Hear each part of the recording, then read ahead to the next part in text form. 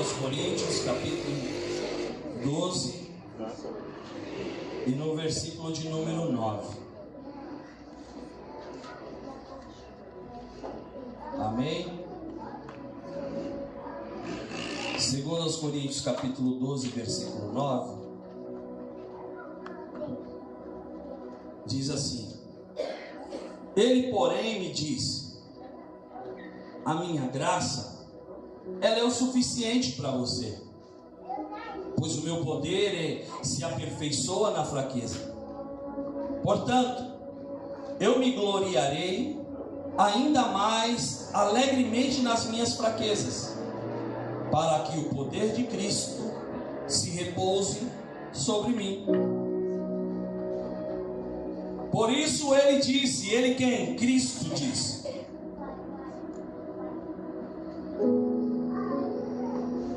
alegro-me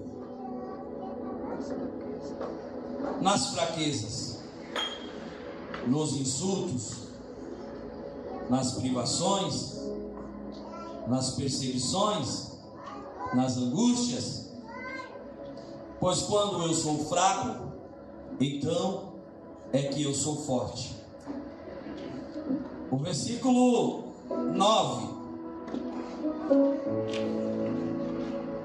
mas ele disse, ele quem? Eu li o versículo 10 que estava na dinâmica, mas ele quem? Cristo. A minha graça é tudo o que você precisa. Amém, irmãos? Espírito Santo, nessa noite estamos reunidos aqui em um único só propósito. E agora, Senhor, cada um aqui possa entender e ouvir a sua palavra, e que a tua vontade seja estabelecido, e por intermédio da tua palavra venhamos crescer-te, Deus, cada dia mais, e que tudo seja para a honra e glória somente do teu santo nome. E se você crê, engrandeça o nome do Senhor, aplauda Ele nessa noite, em nome de Jesus.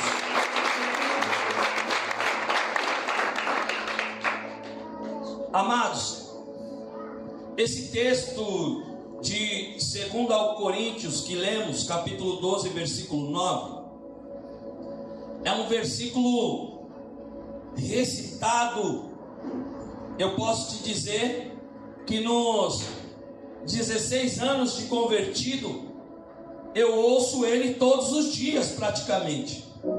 Alguém recita.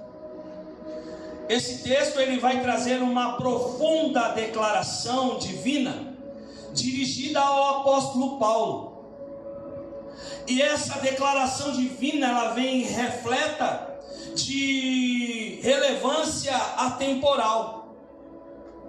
Relevância atemporal quer dizer, ela vem recheada com algumas pérolas que vai refletir na nossa eternidade. Esta oração aqui é de um homem que ele não escolheu ser discípulo, ele não escolheu aceitar a Jesus, ele não aceitou nenhum desafio, ou melhor, ele era um homem respeitado na sua época, era um homem que ele fazia parte ali da cúpula da elite romana, e ele tinha uma autorização para onde ele passar, ele pegasse um cristão, alguém que aceitou Jesus, e levar encarcerado. Talvez ele tinha a autorização que se encontrasse um crente na rua, ele passava a espada. Esse texto, esse versículo, ele vai nos conduzir a uma poderosa reflexão. Reflexão do que? Da suficiência da graça de Deus. O tema desses 3 dias foi: Jesus não é um complemento, Jesus não é um adicionamento, Jesus não é um algo que está faltando e a gente vai lá na lojinha e vamos pegar o que está faltando para completar a nossa dispensa. Jesus é aquele que governa todas as coisas no céu e na terra, no céu e na terra. Jesus, ele não é uma adição, Jesus é a soma de todas as coisas que existe diante dos nossos olhos. E essas coisas que Jesus governa, elas são transcendentes às limitações humanas. Sabe o que significa isso? As coisas que Jesus governa, elas são invisíveis aos nossos olhos. Porque eu quero te desafiar nessa noite. Quem não fez uma oração no momento de desespero? Quem nunca fez uma oração no momento de tanta angústia e tanta angústia a ponto de dizer: o Senhor não está ouvindo a minha oração, porque parece que nada está acontecendo? Quem nunca já tomou posse de uma oração como essa? Mas a nossa dificuldade não é pensar que Deus não está ouvindo a nossa oração. A nossa maior dificuldade é querer que o Senhor responde na nossa necessidade no momento que nós estamos ali intercedendo. Este homem, como eu disse, ele não escolheu a ser um discípulo. Quando o Senhor olhou lá de cima, ele viu que na vida de Paulo tinha coisas preciosas e ele seria um grande soldado para guerrear no exército celestial. E quando ele estava indo, olha, eu posso aqui conjecturar, né? Eu posso ilustrar aqui com a minha cabeça. Paulo, põe a sua melhor roupa, porque eu coloquei a minha melhorzinha roupa. A minha melhor era essa que tinha lá para o dia de hoje. E eu acredito que você também colocou a sua melhor no dia de hoje. Paulo colocou a sua melhor veste. Paulo, ele falou assim: pega o melhor cavalo, vai, coloca a sela nele, coloca, porque eu vou cavalgar, eu vou atrás de cristãos, porque eles estão impedindo nós de crescermos. E Paulo começou, o grande banquete de Paulo era trazer respostas. Que respostas eram essas? Crentes presos, cristãos presos, e ele começa a caminhar para a sua grande festa. Quando ele começa a caminhar para a sua grande festa, algo extraordinário acontece. Sabe o que? O Senhor Jesus se apresenta e fala: Saulo, Saulo, por que me persegues? E a minha cabeça, como é uma cabeça doida, e eu acredito que a de vocês não são, eu fiquei pensando: por que Jesus falou Saulo, por que me persegue? Se ele não estava, ele nunca perseguiu Jesus. Sabe por quê? Porque Jesus chamou cada um de nós a menina dos teus olhos. Jesus chama cada um de nós a pupila dos seus olhos. É por isso que ele fala: Saulo, porque você está perseguindo a minha igreja, a igreja que eu vim resgatar, a humanidade que está clamando Abba Pai. E aí, Paulo, algo extraordinário acontece com ele. Ele pede a sua visão em elevado. Mas aí, depois de alguns dias, o Senhor, numa grande revelação, ele trouxe Paulo à realidade. E sabe qual é a realidade que Paulo veio? Ele veio entender quem era o suficiente na vida dele. A palavra vai dizer que ele era poliglota. Ele falava aproximadamente 5 dialetos, 5 línguas ele falava. Mas mesmo assim ele não era completo. Quando ele começou a perseguir os cristãos, que ele ia tirar a vida, fazer o que ele foi chamado, o Senhor disse assim: Saulo, Saulo, tem algo melhor para você fazer. De vez você agora tirar a vida, eu vou te usar para que você traga avivamento. Eu vou te usar para que através de você outras pessoas sejam alcançadas. E sabe o que me encanta? Que nos 3 dias que Paulo estava adormecido pelo Senhor, o Espírito Santo começou a revelar coisas inefáveis. O Espírito Santo começou a revelar coisas extraordinárias. Mas a pergunta da humanidade é: por que a igreja não sente mais a presença do Espírito Santo? Porque as pessoas não estão mais sendo usadas para ser agentes voltadas para fazer para o Senhor. Sabe por quê? porque Saulo, sendo ímpio, 3 dias ele teve um encontro com Deus, e esse encontro trouxe Paulo para o seu devido lugar. Ele disse: o que adianta eu falar várias línguas? O que adianta eu estar no meio da cúpula? O que adianta eu ter conforto na minha casa, mas era um homem vazio? Agora eu sei o que é vida. Sabe por quê? Porque eu não olho mais para trás das coisas que ficaram, eu olho para aquelas que estão diante de mim. E sabe o que estava diante de Paulo? O Cristo vivo, o Cristo vivo, o Cristo que reina, o Cristo que reina.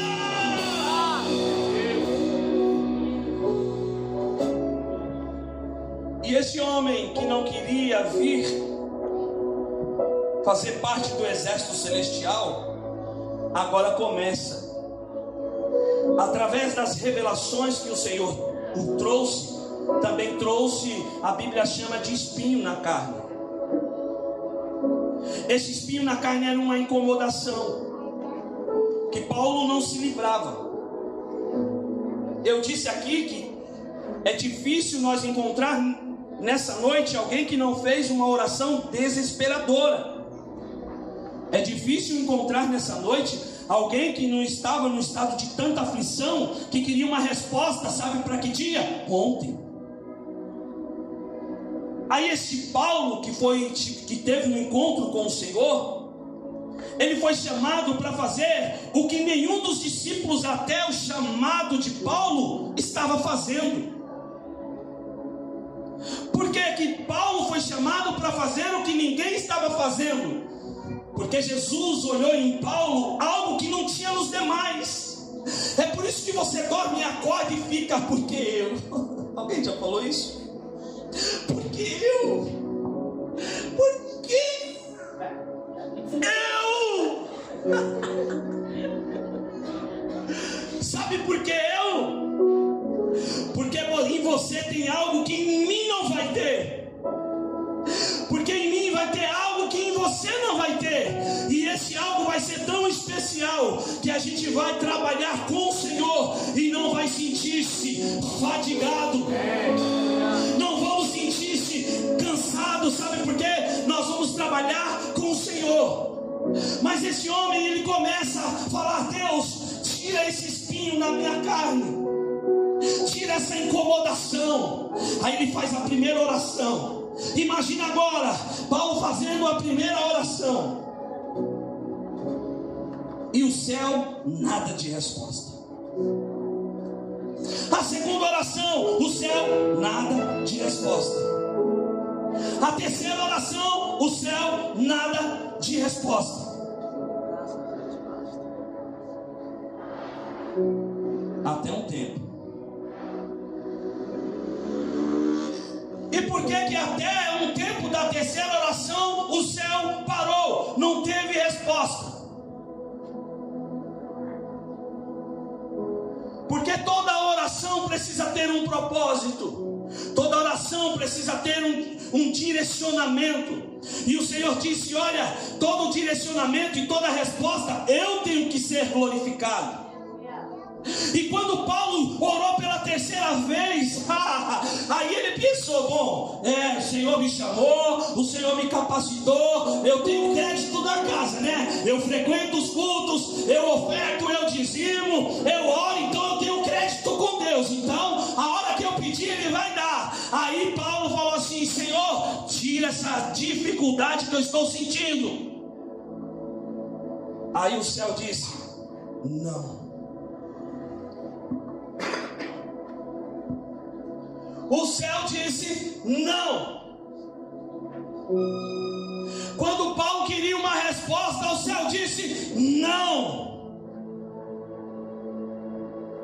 E sabe por que o céu disse não?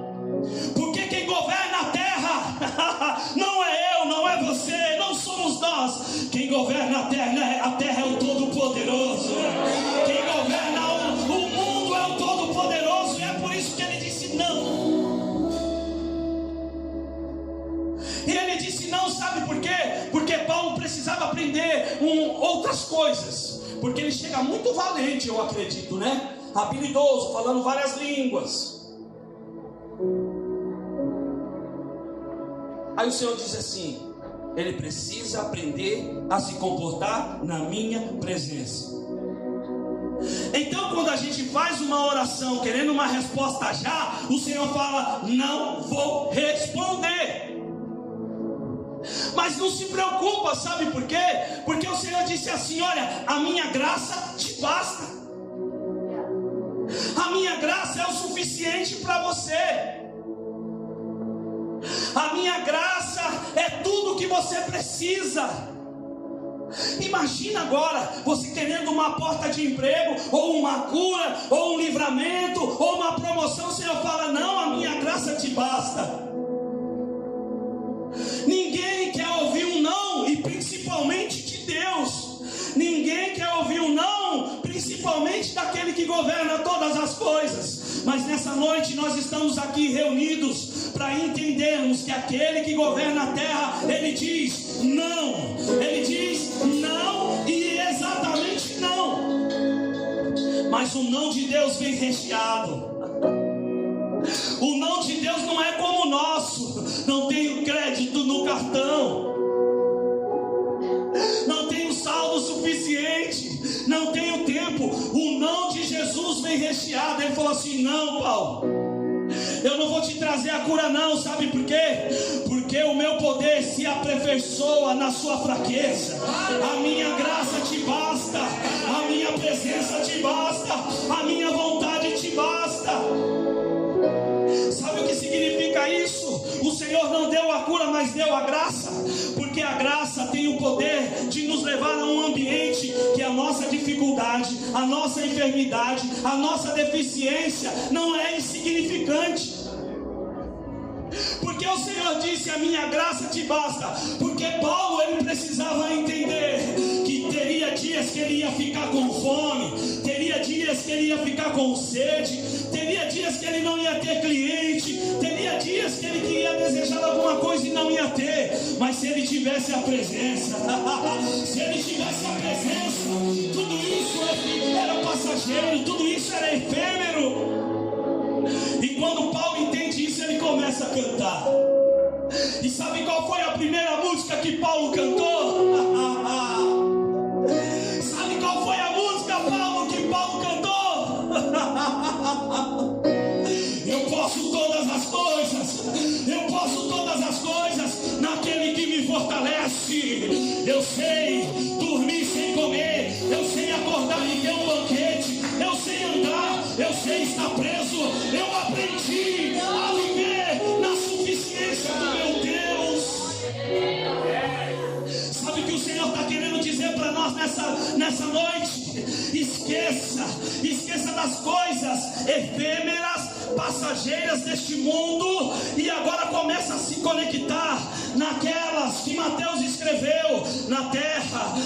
O bandido cresce o olho, você não pode ter um carro bom, não pode ter um marido bonito que eles querem, não pode ter uma mulher bonita que eles querem, mas isso nós podemos perder. Mas a nossa salvação, se tivermos conectado com Ele, ninguém toma, ninguém toma, ninguém toma, ninguém toma, ninguém toma, ninguém toma. E sabe o que me agrada, o que me encanta? Que a graça de Deus é um favor que nós não merecemos. E às vezes nem misericórdia não queremos ter. Às vezes a gente não quer liberar um perdão. E a Bíblia vai dizer, através de Paulo também, em Romanos, que nós éramos pecadores quando ele morreu na cruz. A graça é um favor que ninguém merece. Eu não serei salvo porque eu alisei meu cabelo hoje, fiquei quase 2h30 para deixar ele bem esticadinho. Eu não serei salvo porque eu sou bonito. Não. Eu serei salvo porque um dia alguém decidiu entregar a vida, morrer, ser preso, para que eu pudesse ser livre. Ser livre. Nós estamos reunidos aqui nessa noite porque alguém há 2000 anos atrás disse: eu vou descer com um único propósito: defender a tua honra, Pai, pregar pregar o evangelho da cruz e trazer aquele que se perdeu de volta. Alguém teve coragem de sofrer, e hoje nós não entendemos isso. Parece que nós fomos convidados somente para ser o centro de todas as coisas. Parece que hoje nós fomos convidados para ter um lugar de destaque. Aonde a gente está, nós precisamos de um lugar de destaque. Mas no corpo de Cristo, o único destaque é a cabeça. Os pés, os pescoço, tórax, cintura, os braços, as pernas têm o seu valor. Mas quem governa é a cabeça. E o Senhor disse: eu não divido a minha glória. Aí o Senhor disse: Cristo é o cabeça da igreja. Cristo é o cabeça do corpo. Se Cristo é o cabeça do corpo, é Ele que tem que ser glorificado, é Ele que tem que ser exaltado, é Ele que tem que ser vocacionado. E quando o Senhor diz assim, que o meu poder se aperfeiçoa na fraqueza, sabe o que significa isso? O Senhor está nos dando mais uma oportunidade de nos relacionar com Ele verdadeiramente. Então, na sua fraqueza, não é para você jogar a toalha, que nem eles fazem no ringue de luta. Joga a toalha, aí o adversário entende, entregou a luta. Entregou a luta, está vencido. A igreja do Senhor, ela foi chamada, sabe para quê? Sabe para que a igreja do Senhor foi chamada? Então eu vou narrar para você aqui. Eu vou narrar para você aqui o porquê e para que a igreja foi chamada. Muitas pestes aconteceu até o dia de hoje, e a última que impactou toda a humanidade foi o Covid-19. O Covid-19, ele de forma avassaladora matou milhões e milhões de pessoas, rico, pobre, crianças, não importa a cor, mas todos que foram ali internados e precisaram de oxigênio, muito deles foi a óbito. E a ordem que eles tinham, a primeira ordem: fecha as portas da igreja. Fecha, baixa a porta da igreja. E a segunda ordem é: fica em casa. E nós estávamos lá obedecendo. Sabe o que eles pensavam? Eles pensavam: agora a igreja vai sofrer, agora a igreja vai morrer, agora a igreja não vai fluir. Eles disseram: a Covid está matando, fica em casa e abaixa as portas da igreja.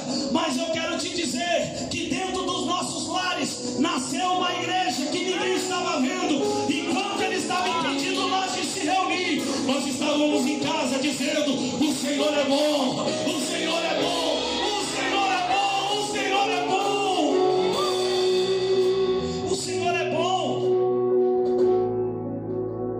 Mas nós precisamos entender algumas coisas, porque Paulo disse que tudo eu posso naquele que me fortalece. Então Paulo passou por todos os estágios da dificuldade humana para entender que tinha um Deus que governava todas as coisas. E se nós não entendermos isso, que tem um Deus que governa todas as coisas, nós seremos aquilo que a sociedade imprimiu em nós. Nós seremos aquilo que as pessoas dizem que somos. Se nós não entendermos esse texto, o tudo eu posso, eu sou de um tempo que esse tudo posso eu entendi assim: bom, agora eu estou em Cristo, estou forte, ninguém me persegue, não passo dificuldade, o que eu fizer vai dar certo e está tudo bem, porque eu tudo posso naquele que me fortalece. Eu sou desse tempo. Mas quando a gente se depara na primeira dificuldade, aí a nossa cabeça buga, porque a gente não entende que está em Cristo. Quem está em Cristo vai passar necessidade. Mas quem disse que o Senhor, Ele morreu na cruz para encher o nosso armário? Quem disse que Jesus morreu na cruz para que meu casamento desse certo? Quem disse que Jesus morreu na cruz para que eu pudesse ser curado? Quem disse que Jesus morreu na cruz para que eu pudesse ter uma conta no banco recheada? Quem disse? Quem disse isso para nós? Quem disse isso para nós mentiu o tempo inteiro, porque Jesus disse: no mundo tereis aflições, mas tem de bom ânimo, que eu venci. E se vocês estiverem em mim e eu em vocês, pedireis tudo o que eu quero e eu vou aprovar. Jesus disse para o vento: acalma-te, aquieta-te. É isso que Jesus disse, que estaríamos conosco. E nós precisamos entender essas coisas. E eu quero te dizer que a graça de Deus, a graça salvífica, ela vai nos sustentar nos dias da aprovação. No nosso dia mal, a graça de Deus vai nos sustentar. E nós precisamos entender isso. Lá na sua escola amanhã, segunda-feira, você precisa ser representante de Cristo. Você amanhã, segunda-feira, no seu trabalho, você precisa representar o Senhor. Amanhã na sua caminhada, você precisa representar o Senhor. Amanhã na sua casa, lavando louça, você precisa ser representante de Cristo. A graça, ela tem o poder de nos sustentar no dia mau. E o que me chama a atenção, que a graça no dia das perdas e do sofrimento e dos momentos mais difíceis, ela é suficiente e nos ajuda a encontrar consolo. A graça de Deus, ela nos ajuda a encontrar o caminho de volta. E se nós não entendermos que Jesus, ele não é uma partícula, Jesus, ele não é um complemento, ele é a soma de todas as coisas, os dias para nós serão melhores. Talvez o nosso sonho é que os nossos filhos todos se convertam. Talvez os nossos planos é que todas as pessoas se convertam. Mas o Senhor, ele disse assim na tua palavra: tem duas portas diante de ti, a apertada que leva à salvação e a larga que leva à perdição, e muitos entrarão. Jesus, ele sempre colocou uma opção diante de nós. Diante de nós, Jesus sempre colocou uma opção. Sabe por quê? Porque Deus, ele nunca quis e nos encurralar e não nos dá o direito de escolha. Ele disse: escolhe. Amanhã a decisão é sua. Chegar onde você chegar e dizer: eu sou de Cristo, eu sou de Cristo e eu sou de Cristo. A decisão é nossa. Amanhã chegar dizendo: eu sou representante do Deus Altíssimo. E se amanhã você decidir ser representante do Deus Altíssimo, você pode também cantar o Salmo 46 no verso 1. Sabe por quê? Porque aonde você for representante do Deus Altíssimo, a música que você pode cantar é: Deus é o meu refúgio, é a minha fortaleza, socorro bem presente na hora da angústia. Deus é o meu refúgio e minha fortaleza na hora da angústia. Amanhã você pode cantar, sabe por quê? Porque a graça salvífica é o fundamento principal da fé cristã. E à medida que nós tomamos posse dessa graça, nós vamos deixando que seja manifesto o amor de Deus em nós. E à medida que o amor de Deus é manifestado em nós, as pessoas que estão em nosso entorno, elas começam a ser enxertadas nelas o poder e o amor de Deus. A psicologia, ela vai nos direcionar. Se nós ficarmos do lado de uma pessoa que em meia hora só sabe reclamar, nós vamos precisar praticamente de quase 7 dias para se desintoxicar de tanta negatividade. E parece que o nosso maior dom é ter tudo nas mãos e ainda estar insatisfeito. Mas o Senhor Jesus, Ele morreu na cruz do Calvário por um único motivo, sabe qual? Nos modificar. Jesus, Ele não veio para fazer puxadinho. Jesus, Ele não veio para dar jeitinho brasileiro. Jesus não veio para fazer gambiarra. Jesus veio para transformar as nossas vidas, para arrancar os pecados de nossas vidas. Jesus veio para reconstruir o caminho que foi desfeito pela mão humana. Jesus veio para reconstruir tudo aquilo que foi desfeito pelo pecado.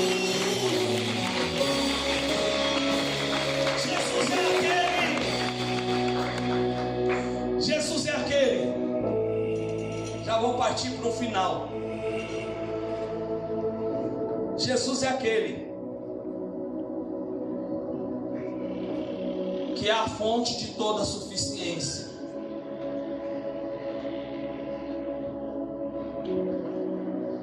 Ele não complementa as nossas necessidades.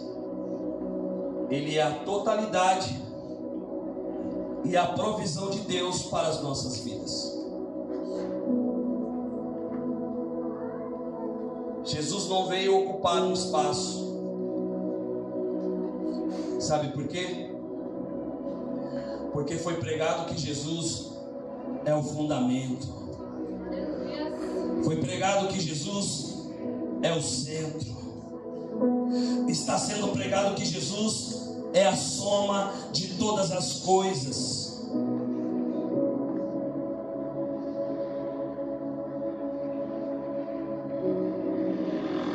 Houve-se uma conversa entre os astros. E nessa conversa entre os astros, pega essa dinâmica. Nessa conversa entre os astros, a pedra disse assim: eu sou forte. A pedra disse: eu sou forte. E ouvindo isso, o ferro falou: eu sou mais forte que você.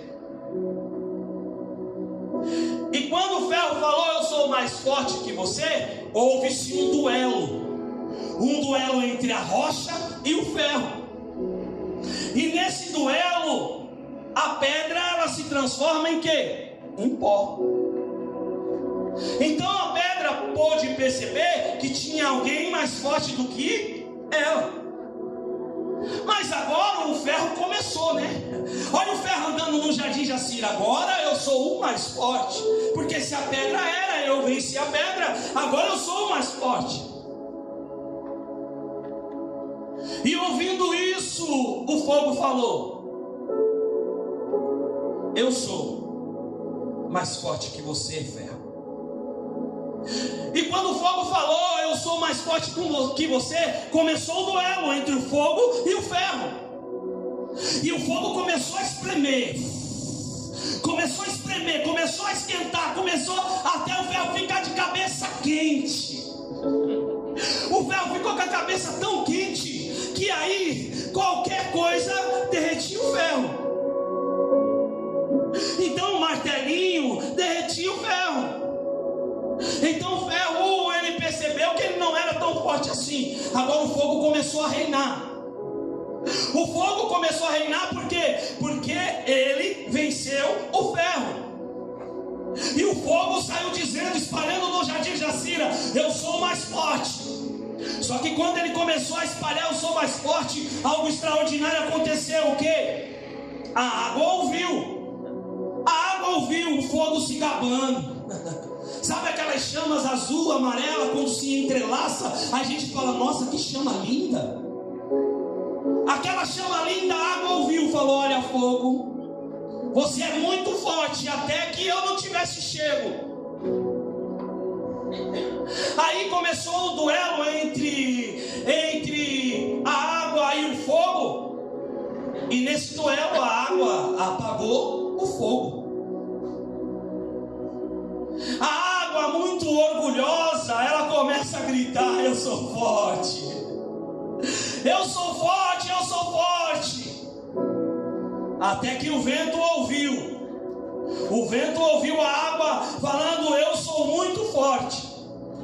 E quando o vento ouve que a água é forte, o vento sopra a água e agora encurrala a água em um vapor nas nuvens.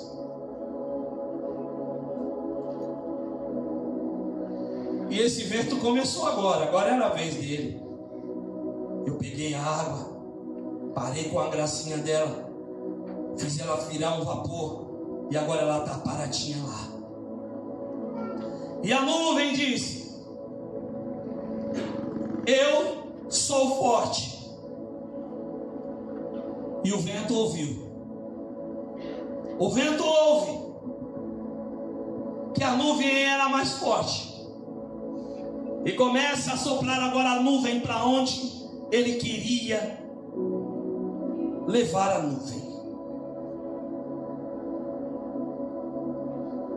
A nuvem indo para lá e para cá sem sentido, ela entendeu que não era tão forte assim. E esse vento levando a nuvem para lá e para cá, é como se fossem as nossas vidas tentando acertar o alvo, mas não conseguindo acertar o alvo, porque a gente não consegue com as nossas próprias forças alcançar o alvo, somente com a força do nosso Criador. Mas algo extraordinário aconteceu. Agora não é mais os astros, agora é um espírito que olha tudo isso e fala: agora quem reina sou eu. Esse espírito chama a morte, e a morte começa a reinar. A morte olha para Adão e Eva e fala: te abracei. Aí ela começa a passear, ela olha para Moisés e vem Moisés comigo. Aí a morte começa a passear e começa a tomar milhões e milhões de pessoas até o dia de hoje. Aí a morte se gabava, porque aonde ela passa ela faz um estrago. Aonde a morte passa ela traz muita tristeza. Mas chegou um dia que essa morte, ela pensou que era muito forte assim, David. Ela pensou, o que ela pensou? Ninguém me para. Mas tinha algo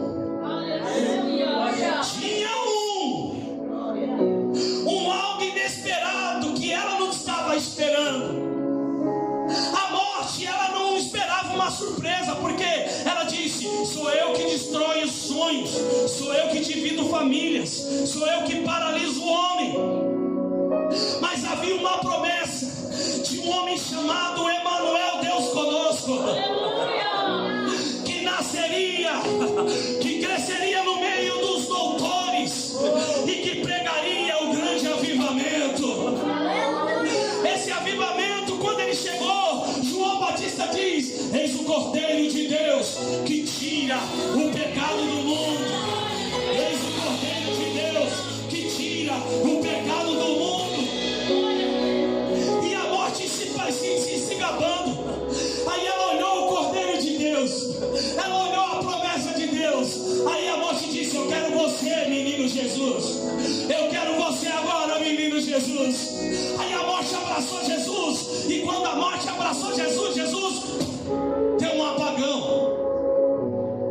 Mas diante desse apagão, João 15, ele disse: eu vou para o Pai. Eu vou para o Pai. Sabe o que a morte não sabia? Ela não sabia fazer leitura labial. A morte não sabia. Ela só entendeu: ele vai para o Pai, ele vai desaparecer da terra.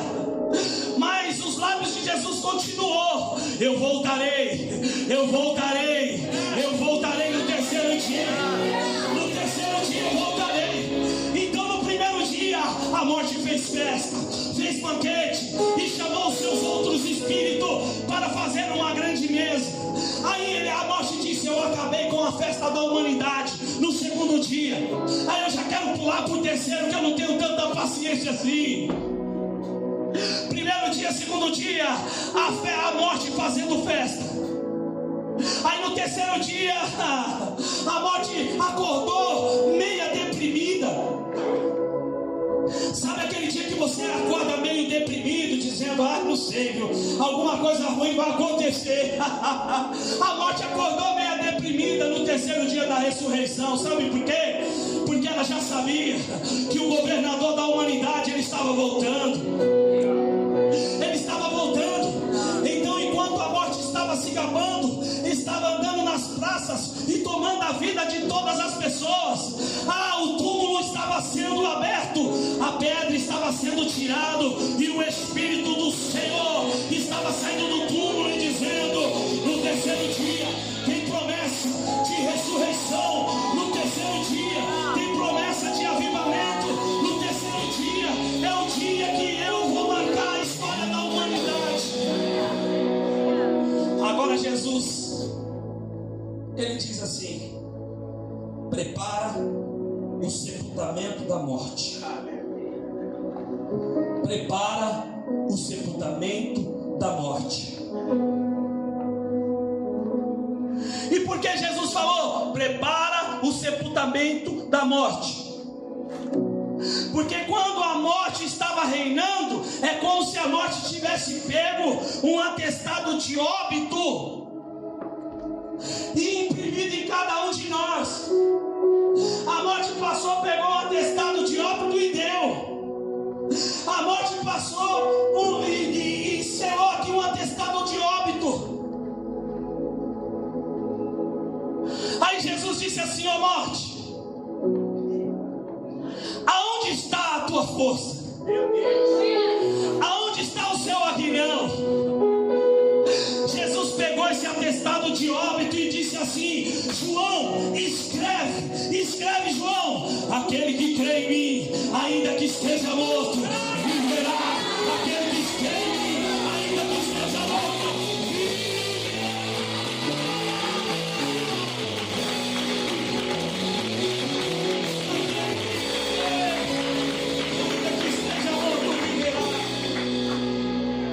Então vale a pena pagar o sofrimento, vale a pena pagar o preço por amor à eternidade.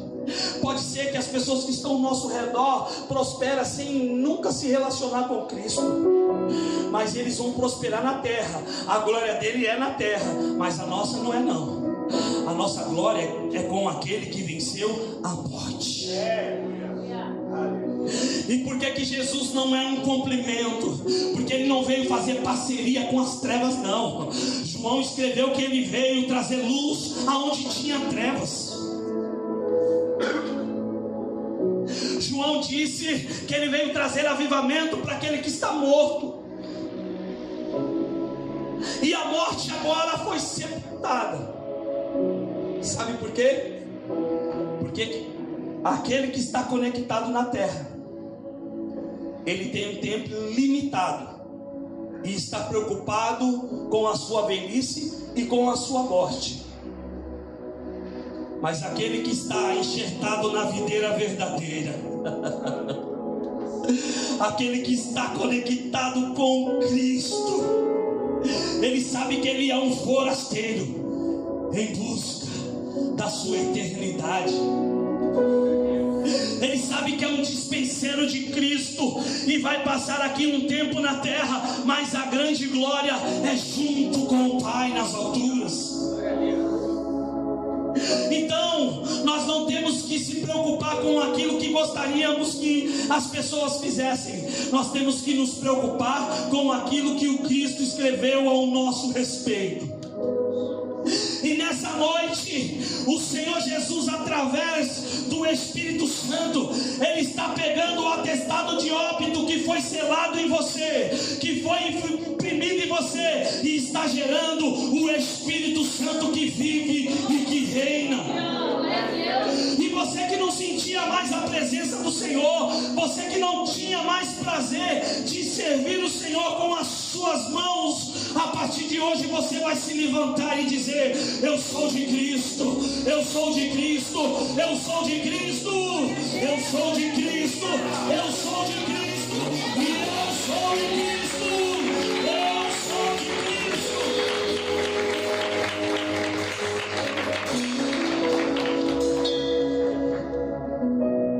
E à medida que você fala: eu sou de Cristo, entender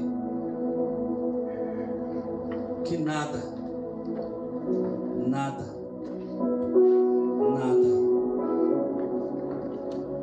substitui o que o Senhor tem.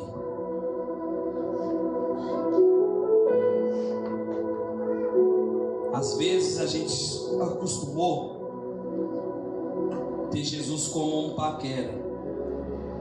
E o que significa ter Jesus como um paquera? A hora que eu estou ruim, eu me apresento diante de uma pessoa do bem, pego o que ele tem de bom, e depois que eu estou bem, eu me afasto. Aí, depois que as coisas ruins de novo, eu me apresento ao Senhor, revigoro as minhas forças e me afasto. O nosso Senhor, Ele não precisa de pessoas para ter um relacionamento esporádico, edificante. O nosso Senhor, Ele quer ter um relacionamento íntimo com cada um de nós. Glória a Deus. E esse relacionamento íntimo vai fazer com que a gente durma e acorde desejando a presença dEle. E à medida que você vai desejando o Senhor Jesus, as coisas vão fazendo sentido na terra. Você vai vendo que tudo que a gente conquista, nós não temos poder sobre nada.